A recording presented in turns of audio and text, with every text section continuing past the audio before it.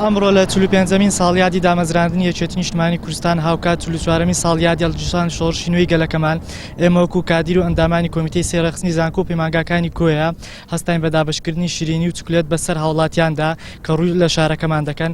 ئێمە پێمان وایە ئەم ساڵ جیاوازێکی زۆر هەیە لەگەڵ ساڵانی تر لە کات یادکردنەوەی یەکێتیماندا بەهۆی ئەوەی کە ئەم ساڵ یادکردنەوەی یەکێتی نیشتیمانی کوردستان هاوکاتە لەگەڵ نوێبوونەوەی یەکێتی نیشتیمانی کوردستان و باستنی کۆنگرەی چوارەمی یەکێتی. جیاواز لە کارەکانی ترمان هەڵساین بە دابەشکردنی شیرینی و چوکلێت بەسەر هاوڵاتیان بە بۆنەی یادی دامەزراندنی یەکێتیەکەمان. وەک گەنجێک وەک کادیرێکی ئەم حیزبە ئەم جاریان ومێدی زۆرمان بە نوێبوونەوەی یەکێتیەکەمان و ومێدێکی زۆرمان بە سەرکردایەتی ئێستا یەکێتی هەیە.